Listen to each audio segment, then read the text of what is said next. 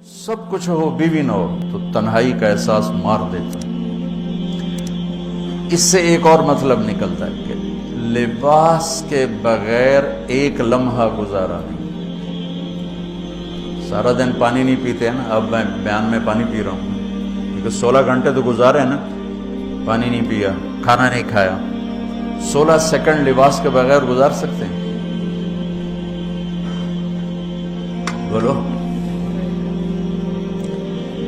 कोई भी कमरे में ना हो, तुम तन्हा हो, तुम कपड़े उतारो तो तुम अपने आप को अजीब फील करोगे, तुम खुद अपने आप को चादर में छुपाने की कोशिश करोगे। इन लिबास एक ऐसी जबरदस्त जरूरत है बिला दलील कि तुम तन्हा कमरे में भी कपड़े उतारो तो तुम अपने आप को अजीब सा महसूस करते हो। इससे पता चला कि बीवी के बगैर कोई जिंदगी नहीं है और खामिद के बगैर औरत की कोई जिंदगी नहीं है। ये हमारा बदबख्त मुआशरा हिंदी कि किसी बच्ची को तलाक हो जाए, वो गल सड़ के मर जाती, उसकी शादी नहीं होती। कोई जवान बच्ची बेवा हो जाए, वो सिसक के मर जाती, उसकी शादी नहीं होती। कोई 40-50 साल का हो जाए मर्द, उसकी बीवी मर जाए, कोई उसको लड़की देने के लिए तैयार कोई नहीं। और लिबास का लफ्ज़ बताता है कि शादी के बगैर इंसान नंगा है और नंगे इंसान का कोई कहीं भी गुजारा नहीं है। लफ्ज़ लिबास बताता है कि हम इस चीज़ को रवाज दें कि शादियां हों, बेवा की शादी हो, मुतल्लका की शादी हो, कोई किसकी बीवी मर जाती है। हज़रत इब्न मसूद का फरमान है, अगर मेरी मौत में 10 दिन बाकी हों तो भी मैं शादी कर लूँगा अगर मेरी बीवी मर जाती है।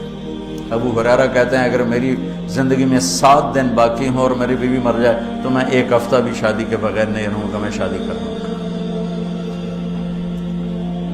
तो हम एक हिंदी मुआशरे से मुतासिर हैं जहाँ बेवा की कोई सुनवाई नहीं, मुतल्लका की कोई सुनवाई नहीं, और कोई जवान भी 2-4 बच्चे हैं और बीवी मर जाए तो उसकी कोई शादी नहीं है। सिसक के वो बिलक के ज़िंदगी गुजारते हैं। हम लोग इसको रवाज लिबास, लफ्ज़ लिबास बता रहा है कि जैसे लिबास के बगैर एक लम्हा आदमी चैन से नहीं बैठ सकता, ऐसे ही इस रिश्ते के बगैर जिंदगी में कोई खूबसूरती नहीं, कोई हुस्न नहीं। मैंने जैसे कहा लिबास सबसे करीब है, तो इसके बाद बीवी का हक सबसे पहले आ जाता है। माँ बाप की तरफ से ज्यादती आए तो तुम्हारे जिम्मे है अपनी बीवी को बचाओ, अल्लाह के वास्ते अपनी बीवियों की हिफाजत करो। हाँ, तुम्हारी बीवी की तरफ से ज्यादती आए तो अल्लाह के वास्ते माँ बाप की हिफाजत करो। तो इसका मतलब ये नहीं कि तुम डंडा उठा लो, अपने अखलाक ऐसे बनाओ, स्प्रिंग बन जाओ, स्प्रिंग जो प्रेशर से को कबूल करके दब करके नीचे चला जाता है। नीचे जाने में जुड़ जाने का निज़ाम छुपा हुआ है कि झुक जाओ। माँ बाप नाराज़ हो, उनके पाँव पकड़ लो, बीवी नाराज़ हो, उसके पाँव पकड़ लो। ज़िल्लत में इज्जत छुपी हुई है, सारी ज़िंदगी का तजर्बा बता रहा हूँ। ज़िल्लत अल्लाह की रज़ा के लिए ज़िल्लत उठाने में इज्जत छुपी हुई है। हुन्ना लिबासुल लकुम। कितना ही मुझे गुस्सा चढ़ा हो, मैं अपने कपड़े फाड़ूंगा? मुझे गुस्सा आ गया, मैंने अपने कुर्ते फाड़ने जो किसी ये पागल तो करेगा, समझदार दुए का कुर्ता फाड़ेगा, अपना नहीं फाड़ेगा।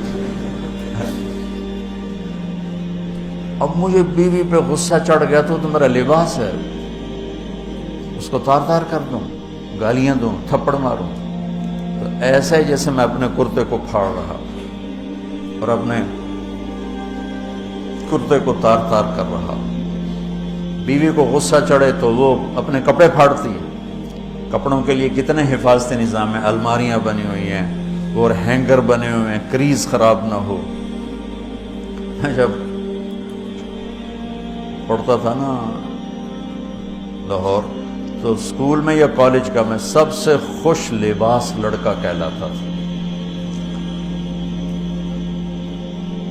कि मैं अपनी स्कूल से आकर ना, अब हॉस्टल में कोई स्त्रियां तो हैं नहीं, ना ही कोई नौकर, तो अपनी पतलून को ऐसे हाथों से इस्त्री करना और करके फिर तय लगाना, फिर सराने के नीचे रखना اور اس کے اوپر سونا تاکہ خود بخود استری ہو جائے اور کریز ٹھیک ہو جائے، اور رات کو بالوں کے اوپر رومال باندھنا تاکہ بالوں کی سیٹنگ خراب نہ ہو جائے۔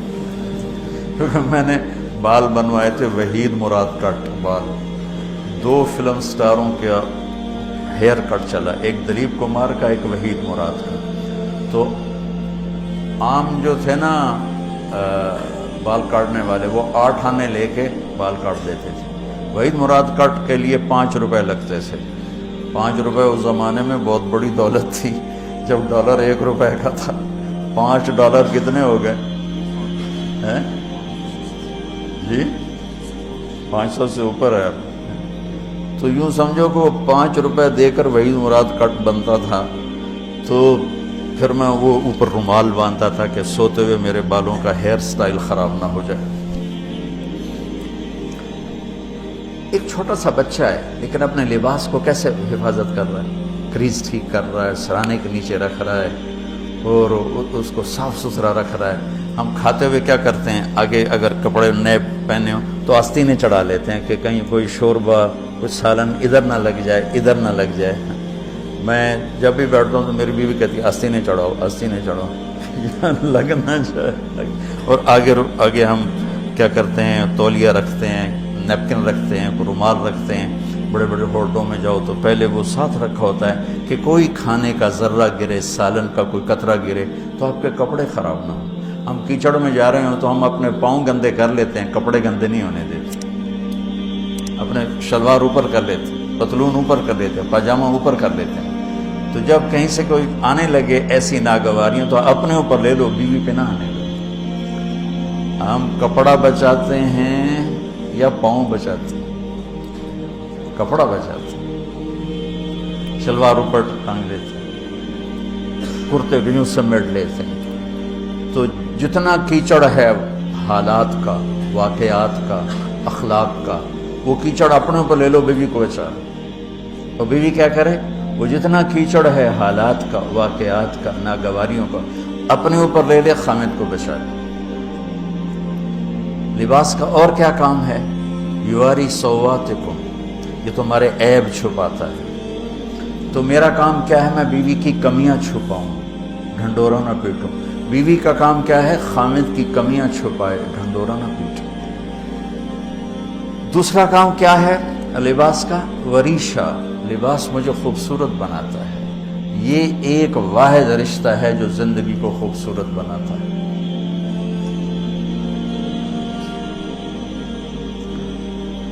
ہن لباس لکم انتم لباس لہن۔ تو لباس کیا کرتا ہے، زیب و زینت۔ لباس کیا کرتا ہے، عیب چھپاتا ہے۔ لباس کیا کرتا ہے، خوبصورت بناتا ہے۔ تو اس رشتے کو خوبصورت بنانا ہے، بیوی خامند کے لیے، خامند بیوی کے لیے۔ کس طرح یہ رشتہ خوبصورت بنے گا، اچھے اخلاق کے ساتھ، اچھے اخلاق کے ساتھ۔ اگر گھر والوں کے اخلاق اچھے ہوں، وہ بچی ساس سسر کو ماں باپ بنا لے، ساس سسر بچی کو ماں باپ بنا لے، خامند بیوی کو ہتھیلی کا چھالا بنا لے، بیوی خامند کو ہتھیلی کا چھالا بنا لے۔ میں قربان جاؤں اپنے نبی پر، ساری کائنات کو نور ایمان دینے والی ہستی، اور حضرت عائشہ رضی اللہ عنہ کو لقمے بنا کے کھلا رہے ہیں۔ کمال۔ حضرت عائشہ رضی اللہ عنہ وہ بڑی بڑی بوٹیاں ہوتی تھیں نا، وہ اٹھا کے ایسے نوچتی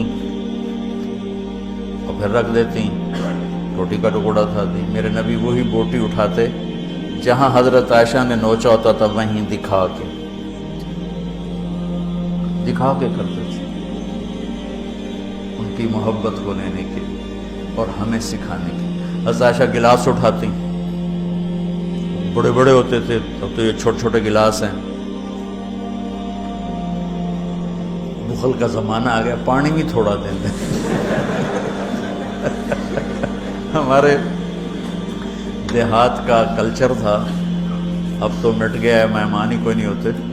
جب کچی سڑکیں ہوتی تھیں اور ذرائع نہیں تھے تو بہت سے مسافر ہمارے ڈیروں میں آ کے رات گزارتے تھے، ہماری پہچان والے نہیں، اجنبی راہگیر، کوئی پہچان والے بھی، لیکن جو بھی تھے، کوئی اپنے ہیں، پہچان والے ہیں، دوست ہیں، مسافر راہگیر ہیں، ان کو رات کو کھانے کے بعد دودھ پلانا یہ ہماری تہذیب تھی کہ جتنے بھی ہیں دیرے میں 15 ہیں 20 ہیں 1 ہے، جاؤ بھائی روٹی کھا لی ہاں دودھ پلاؤ سارے ہیں۔ جانور بہت زیادہ ہوتے تھے، کھیتی باڑی کم ہوتی تھی، دودھ وافر ہوتا تھا، وہ گلاس اتنے بڑے بڑے ہوتے تھے، 3 پاؤ کا گلاس ہوتا تھا۔ تو ایک ہمارے دادے کے زمانے کا نا چاچا لال سنپال وہ آ گیا دیرے میں، نوکر گیا دودھ پلانے، تو گلاس کو دیکھ کے نوکر سے کہندا پتر میں نہیں پیندا۔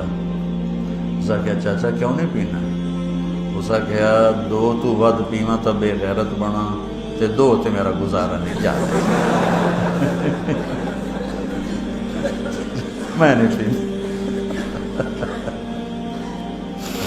تو حضرت عائشہ رضی اللہ تعالیٰ عنہ گلاس اٹھاتی اور یہ پیا، یہ رکھا۔ میرے نبی اٹھاتے اور جہاں حضرت عائشہ کے ہونٹ لگے ہوتے تھے وہاں ہونٹ رکھ کے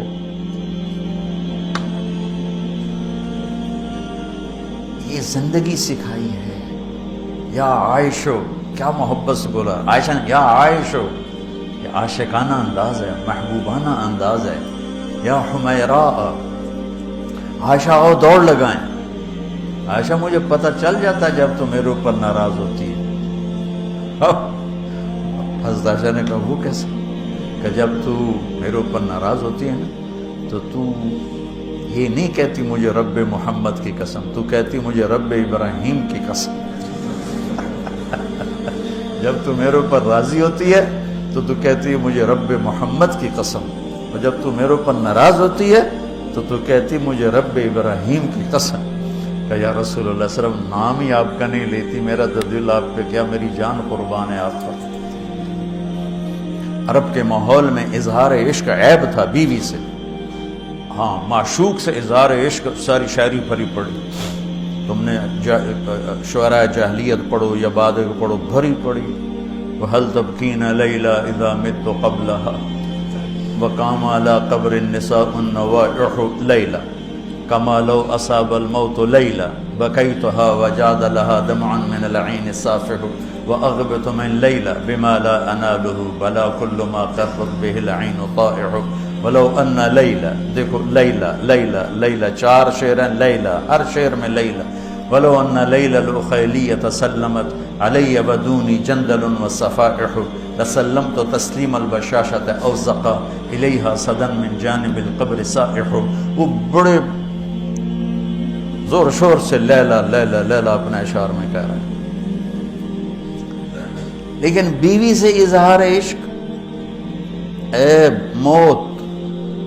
اس ماحول میں جس میں بیوی سے اظہار عشق ایک عیب تھا اور معشوق سے اظہار عشق شاعری بھری پڑی۔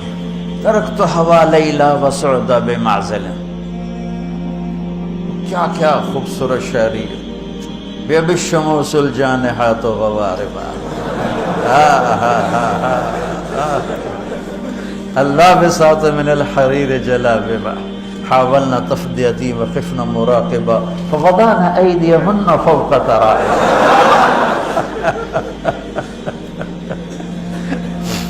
عرب کی شاعری بھری پڑی ہے عشق و معشوقی سے۔